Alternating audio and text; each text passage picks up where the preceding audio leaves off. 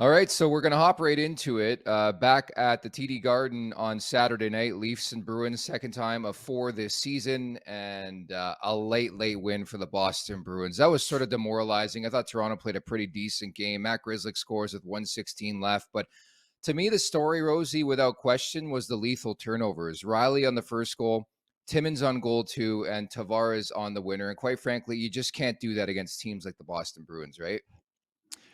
No, especially against them. And you know what's impressed me about this team is they've really limited that this year. They have not, they've not done. I think last year they were considerably worse at it, and years past has been their Achilles heel. And they seem to get a little fancy. And yeah, they got lots of offense, but they're kind of doing those low percentage plays that end up in that league, when you make a turnover, that's the biggest thing I noticed from the American League to the NHL is the transition. When the puck gets turned over, it goes the other way so goddamn fast. And when you're turning it over like that, it usually ends up in the back of your net. So against a team like the Boston Bruins, the way they're rolling right now, you just got to be playing tight and you can't be making those kind of mistakes. And ultimately they just made too many of them. But I mean, by far they were in that game. It was a good hockey game, an exciting hockey game in a tough barn to win for the visitors. So definitely that was the difference maker for sure. And they admitted to that after the game and understood what happened. So tough one.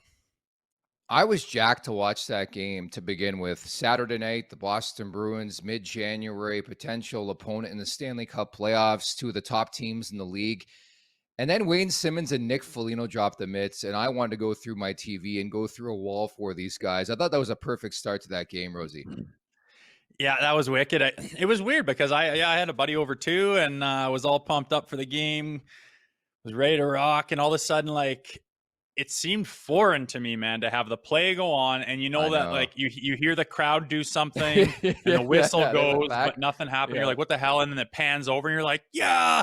And I was like, this is not like that is it's like it's our first square off of the year and like our third fight of the entire year. So I was pumped too, and two old warriors and veteran dudes too. And I have a feeling if Simmer wasn't at the end of his shift there, that would have gone a different way. But nonetheless, a good spirited deal, and I love starting off a game like that, especially in Boston or in a barn where you got two rivals going at it.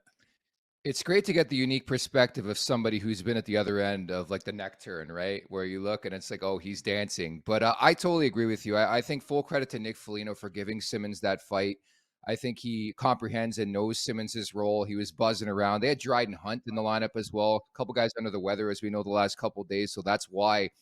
But Foligno's been an important player to Boston this year. I thought he was an important player for the Leafs. Unfortunately, he just wasn't close to 100% as a member of the Toronto Maple Leafs. But I think it served its purpose, and I have no problem with it. And I think the cherry on top was that little respect tap after the fight, man. Like I just I always think it's so intriguing, and I understand it's a job sometimes, and I'm sure you're just as guilty as anybody else. Like, how do you scrap a friend? Like, I'm sure these guys said more than three words to each other. They played in the same team a couple years ago, right?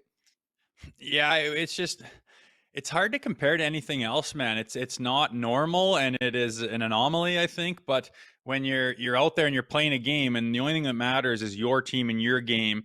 And if you want to do that, I mean, it's hard to argue that that fight didn't set the tone for the whole game. The whole game had lots of intensity, lots of grit. Bunting's in there. I mean, we missed the entirety. I think it was after the second, or maybe it was the What first was in one of that, the by the way? intermissions, all kinds of stuff going on. We completely missed it. We're listening to friggin' the panel yap about whatever the whole time, and they're like, "And this is going on as we speak." It's like, well, of course they're not showing it, but lots of intensity, and I think that fight set the fireworks for the tone of the game, which I just love. And it was a great game to watch, high intensity the whole way. But those two guys, I really respect a guy like Foligno, who's, Yeah. he's just, that's not his role, but he'll do it. I love those guys who, I knew what my role was and I stepped up and did it. And that was kind of my thing. But guys that don't necessarily have to, every guy in the league could add that to their repertoire, and not very many guys do. And a guy like, Foligno and obviously Simmons, he's even more so. He's a guy that's, played as many games as he had, and been as big of an impact player on the ice as he had. And he still is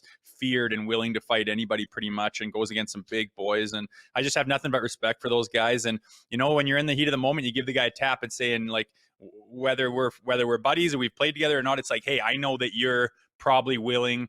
do you think this is time for you? Because it's time for me. I'm asking, let's go, and you shed it, and you get that, oh boy, here we go, and then all the energy dumps, and you unload adrenaline, and then all of a sudden it's over, and you're like, who? And then you look at the guy, and it's like, hey, respect to you, man. Like I love you, or whatever the deal is, whatever your relationship is. When you know that guy, it's once it's over, you're like, okay, good, like disaster didn't happen, and you give the guy a tap, and that's just kind of how it is on both ends usually.